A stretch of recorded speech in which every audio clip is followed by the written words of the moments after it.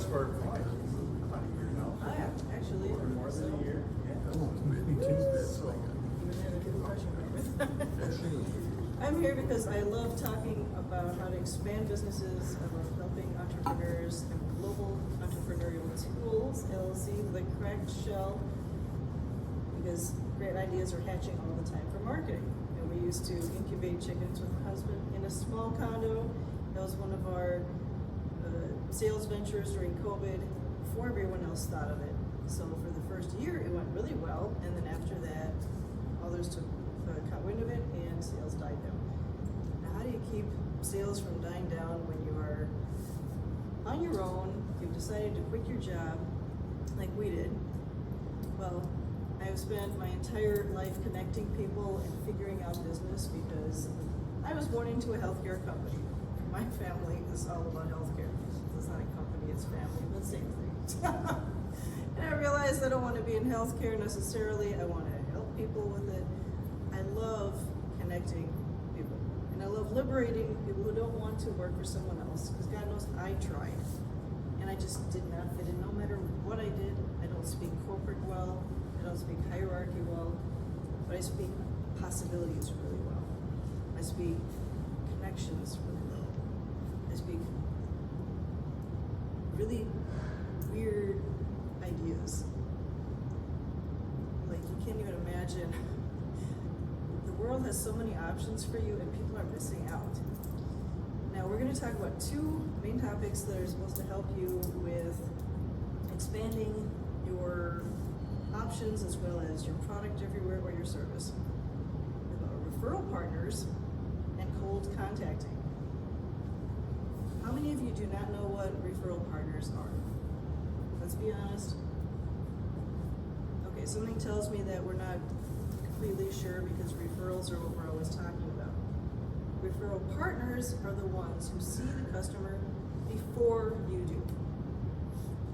And I was hired by BNI, Business Network International, years ago to train their people because they noticed that I was doing really well with inviting others, presenting, finding clients for others. And they asked me, how do you know how to do that? Well, my husband and I had a franchise about personal development, which was about entrepreneurship, and I thought other people need to know how to do this.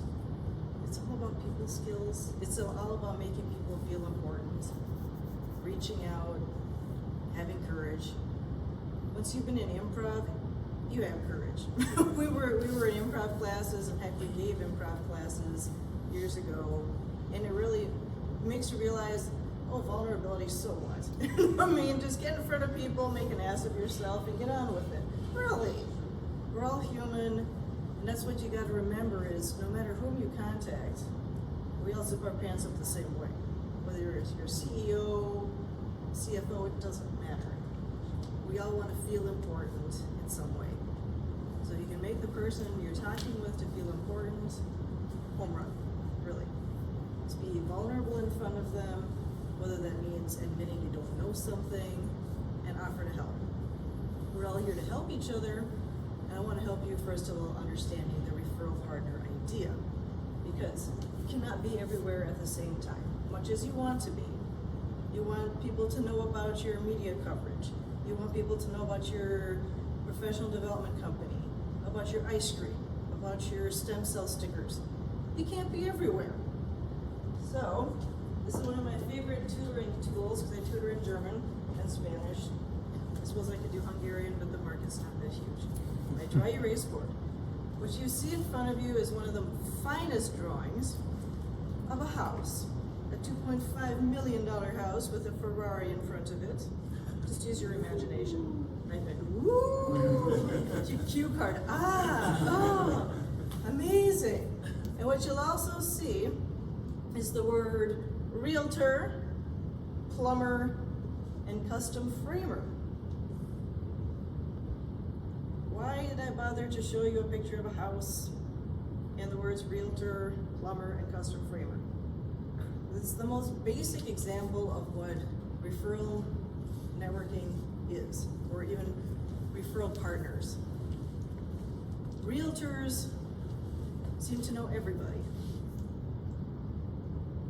They have the hugest network because they're meeting with people who need homes. And what do homes need? Plumbers. They need, let's say you are hanging up a picture. You might need a custom framer. You might need your kitchen fixed. Think of all the needs that a home needs. And every service that is provided is a professional, right? At least we hope so. So think of all of the professionals that realtors can come across. They become a better realtor if they know more professionals to connect that home buyer with. They therefore are a referral partner. They're not the referral. The referral is the person who's buying said service or item, okay? In this case, the referral might be the person who needs the plumber. Does this make sense? So what you want to do is figure out who your referral partner is. Who is the industry or person that your customer would meet before you meet them? Another example, let's say, could be let's say I had a private practice psychiatrist. I have ADHD, I take whatever med to keep my thoughts from being like a 85-mile-per-hour roller coaster.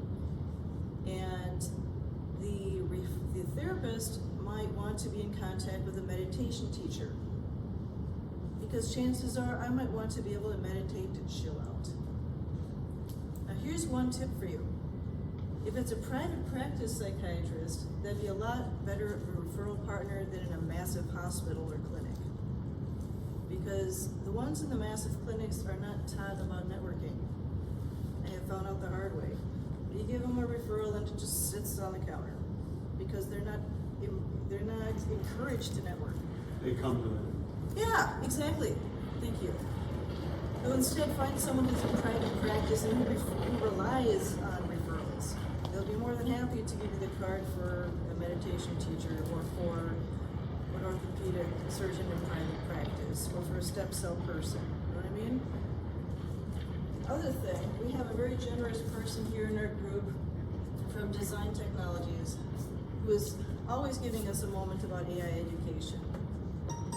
Spencer mentioned to me, if I remember correctly, that referral partners for him would be website designers, maybe? Notice I didn't say the person who needs the website. I'm talking about the website designer. Now, one thing I also need to highlight is the level of influence that the referral partner has. Leverage the heck out of that. They already have a relationship of trust with the client. That person is going to speak highly of you. He's going to say, oh, Spencer shows up when he says he will, gives great presentations. I don't know if it's a fit for you, but meet with him regardless. That's a key phrase. I don't know if it's a fit for you, but meet anyway. Takes the pressure off the sale and at least can ensure a meeting. That's all you want, is to meet with the person. They're not promising a sale, but the fact that you could at least meet with Spencer is huge.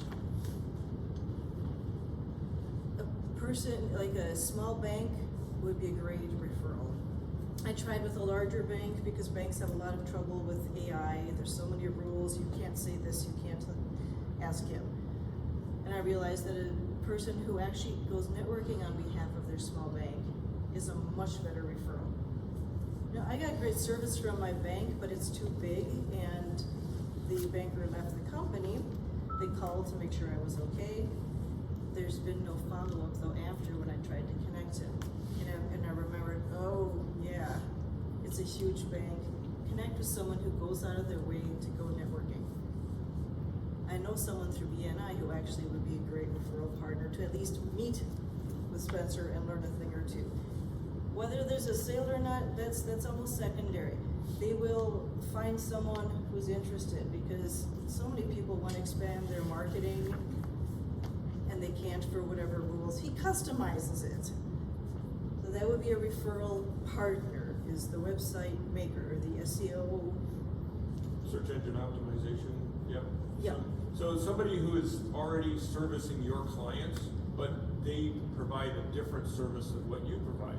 Those are great referral partners. So fractional CFOs, CPAs, bookkeepers who are already, in there, they're their clients, and they hear about something, but they can't offer that service. So they want to help their client out by, oh, I know a guy who can help you with that. And so then they look good to their client because they're giving value-added services of their connections. And so it's a win-win-win for everybody. So. Exactly.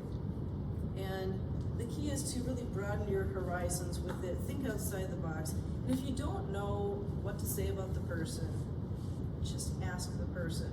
I might say, okay, Spencer, could you tell me how to introduce you in an email? You don't have to get all creative and spend hours you don't have to. Just ask them. Cut and paste, copy and paste, email after email after email. Just make sure it happens, and then you're off the hook. But make sure you edify them. Say nice things about them. Really, that's all it takes. And then you will seriously be a superstar if you're constantly thinking of others. Because if you want help, you want to grow your business, you gotta help the heck out of others. Really. I mean, I personally love doing that, and I've gotten to the point that if someone needs fractional networking assistance, I will go out to meetings and represent them. But I also would love to maybe meet with someone from Dunwoody, because I understand that people in the trades have a really hard time networking. So that might actually be a good lead for me. The other thing we want to discuss really quickly. And a real quick point related to Yes. that is that the goal of networking, you really there's a saying, givers get. So you really gotta go into it with how can you help everybody in the room, not how can they help you. Because if you're focused on helping everybody else in that room, and they'll appreciate that, and then they'll think of you when something comes up that will help you out. So it's that motto of givers eventually get, of just be there to help others. It comes around. Okay. The other one that I wanted to review is cold contacting. Anybody know what cold contacting is? Jim? Oh yeah. I do. It's contacting somebody you really have no connection with, don't know anything at all about. There's ways to make that a warm connection rather than a cold connection. I have to call a stranger. Breaking out into a sweat. This is terrible. I'm gonna feel like an idiot. Oh, come on. The other person on the other end is a human being, just like the rest of us. There's such a thing as vulnerability. Get real comfortable with feeling vulnerable, because that's what it's all about. If you want to expand the people you meet with, you've got to contact people that you don't know. But there's an easier way to do it. You can warm up that cold contact. And remember, you want to make a friend and be vulnerable, and keep your options open. For example, my parents live in an independent living building, Park Shore, and they just had a vendor event, maybe 18 people, 18 companies. One of them, what was the name of it? Rose Hill At-Home Care, I think. I thought, all right, well, I'll start with them. Since we do electronics recycling, I figured it'd be nice to meet any of them. I just couldn't be at the event. I thought, well, we have one thing in common. We're both interested in Park Shore. Why not contact them? And if nothing else, who knows, they might want to introduce themselves to 1 Million Cups. I mean, they're all vendors. They're all in some way entrepreneurs, right? So I contacted them. I looked up some information on the website. Now, granted, I could have done a little bit more research before the phone call, but I knew what the business was and relatively where it was located. I just said, hey, hi, this is Lili. This is Rose Hill.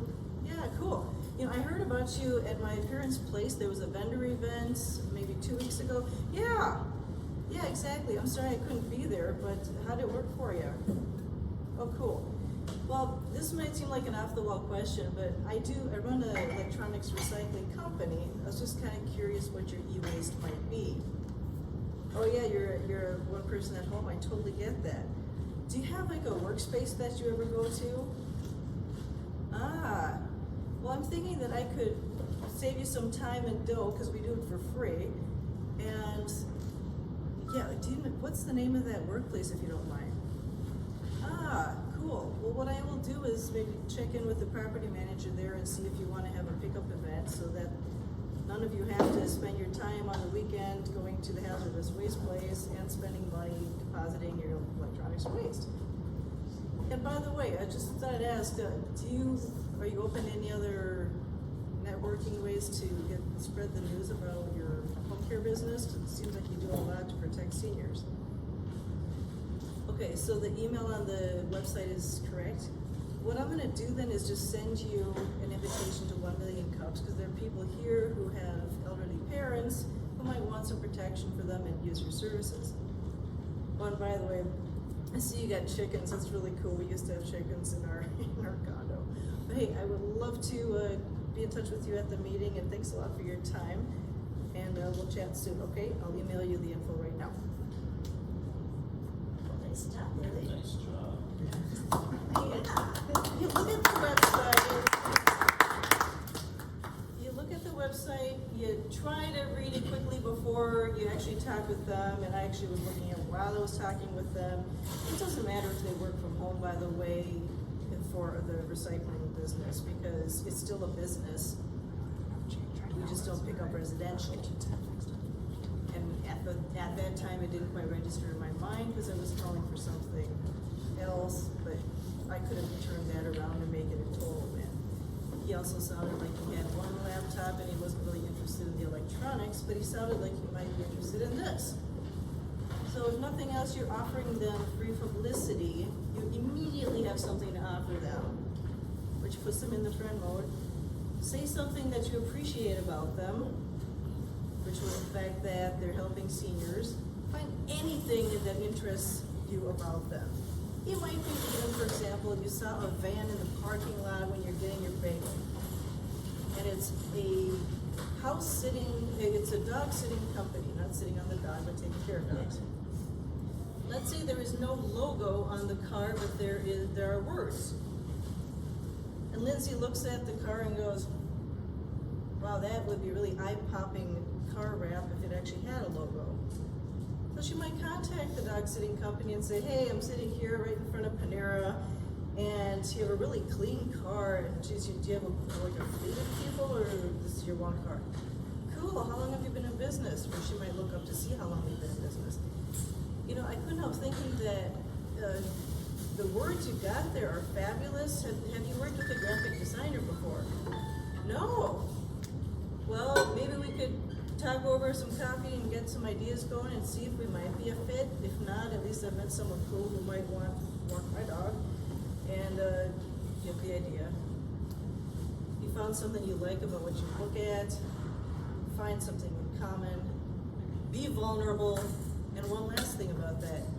I don't say my name is Lili, because that sounds like a sales call, and that makes them want to hang up immediately. What you say is, hey, this is Lili, blah, blah, blah, as though we've known each other all our lives. That at least makes them hang on, and then you keep developing rapport, smile on your face, because otherwise you sound really unfriendly. So the takeaways are the expand your network with the referral partners, give something, free publicity, be vulnerable, and just open your options. Anybody else want to be an example? Or find out, who your referral partner might be, or any other questions? We'll get to, we have, I can't see. 9:48. 9:48. Okay. We gotta cut it short? Well, we have a couple of minutes yet, John. Yeah. We'd like to get 10 Plain minutes. sense. Okay. One question, first of all, we always ask, because you're sharing with everybody, so what can everybody do to help you in your business? other. If you are working in a workspace, let's say you don't always want to work at home because you get nothing done at home, and you go to a workspace, I'd love to know who the property manager is there so that we can organize a pickup day. We've done that before in St. Paulson Place. It's a wonderful tenant appreciation move, and the property manager's looking for it. So that would be very helpful.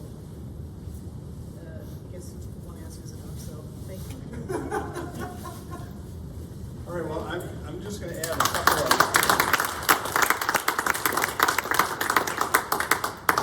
Great job. A couple of things. You know, Lili had two things she wanted to talk about. I'm gonna just add one thing really quickly too, because I hardly ever hear this in networking meetings. But when you are wanting to get referrals, sometimes it's great to give a message about who it is you want to be referred to. For instance, going into networking meetings, and this does happen in job transition groups, I want to meet somebody at 3M.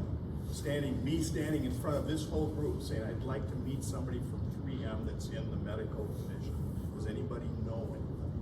You know, that is something that is hardly ever done by my experience. It's up to us to know who we want to talk to in the first place. Okay? So we should be doing that kind of research. The other thing, we'd stop talking about value proposition here, but Lili, you mentioned that sometimes you don't know how to open the email. People don't know how to open the email to refer somebody else. If you know their value proposition, it's pretty easy to introduce somebody using their own words. It's really important. And for those of you who don't go to SEGC or haven't, they talk every month. They just hammer home, don't they, Lindsay? They hammer home that value proposition.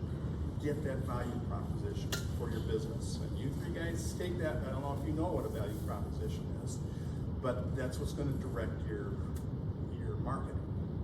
Go ahead, Manny. So one thing that we have is we have a manufacturing networking group for the Twin Cities. And one thing that we do at that group is we actually feature one company every week on LinkedIn and telling them in their words what they're all about. And it's manufacturers, is actually companies that look for manufacturers, and it's individuals that want to look for a job as a manufacturer, kind of stuff. And hopefully Lili, we're inviting Lili to be there, and hopefully we will be having the opportunity to feature her business, you know, as a member of that group. Yeah, it was a great job. Appreciate that very much. And we're all referral partners for each other. And it just helps us as a referral partner. It helps us to know what your business is all about. So that value proposition, work on it. If you need help, talk to each other and talk to perplexity.ai about it too. They will help. One thing, if I were to make that call on Lindsay's behalf, it'd be a lot more powerful than Lindsay calling for herself. So if I were to see a car with great wording but missing a logo, I would say, it's a gorgeous car. I would suggest a logo, and I know someone I'd recommend you to. That's a lot better than from her directly. Now, if anybody really wants to gain some really great networking experience, go to the Wooddale Jobs Transition Group. Anybody ever been to that besides me? Jim has been.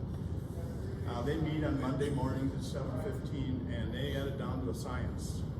Teaching these people, first of all, how to network, okay, and teaching them about LinkedIn. So you'll get some practice. You don't have to be looking for a job to go to this. You can be looking for a customer to go to this as well.